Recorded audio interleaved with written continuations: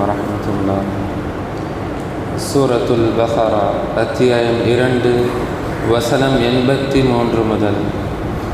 أعوذ بالله من الشيطان الرجيم. بسم الله الرحمن الرحيم. وإذ أخذنا ميثاق بني إسرائيل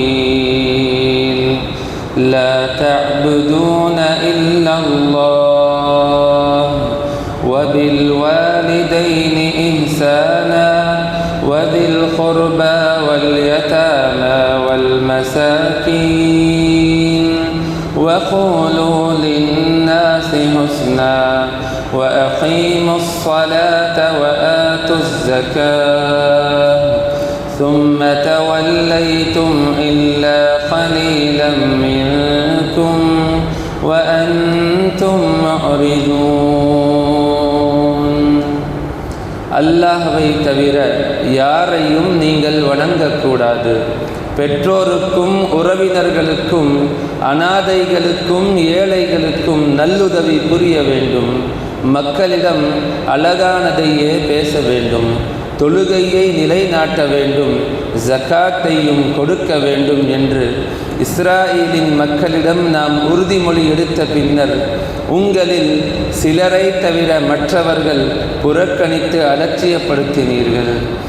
وَإِذْ أَخَذْنَا مِيثَاقَكُمْ لَا تَسْفِكُونَ دِمَاءَكُمْ وَلَا تُخْرِجُونَ أَنفُسَكُمْ مِنْ دِيَارِكُمْ ثُمَّ أَخْرَجْتُمْ وَأَنْتُمْ تَشْهَدُونَ.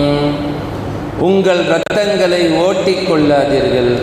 உங்கள் வீடுகளிலிருந்து உங்களை சேர்ந்தோரை வெளியேற்றாதீர்கள் என்று உங்களிடம் உறுதிமொழி எடுத்தபோது நீங்களே சாட்சிகளாக இருந்து ஏற்றீர்கள்.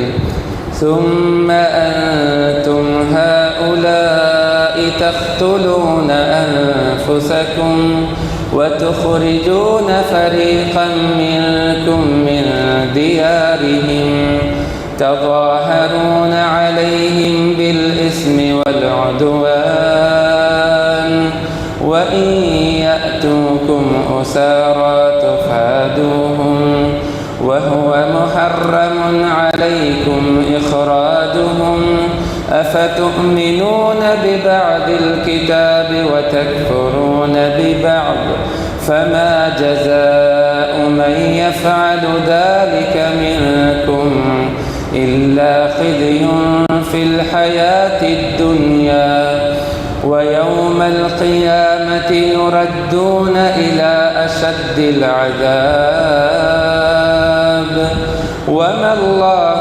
بغافل عما تعملون. பின்னர் நீங்கள் உங்களை சேர்ந்தவர்களை கொலை செய்தீர்கள். உங்களில் ஒரு பகுதியினரை அவர்களது வீடுகளிலிருந்து விரட்டினீர்கள். அவர்களுக்கு எதிராக பாவமான காரியத்திலும் வரம்பு மீறலிலும் உதவி கொண்டீர்கள்.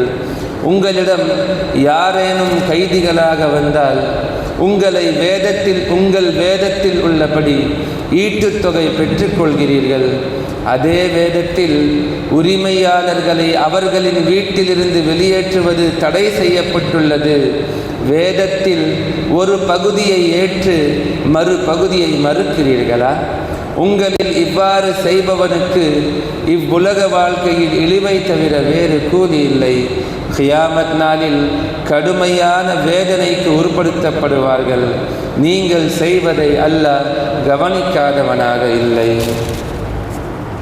أولئك الذين اشتروا الحياة الدنيا بالآخرة ولا يخفف عنهم العذاب ولا هم ينصرون.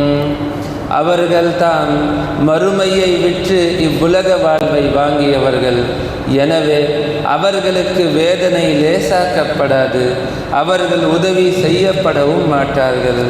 இன்ஷா அல்லாஹ் இதன் தொடர்ச்சியை நாளைய தினம் பார்ப்போம்.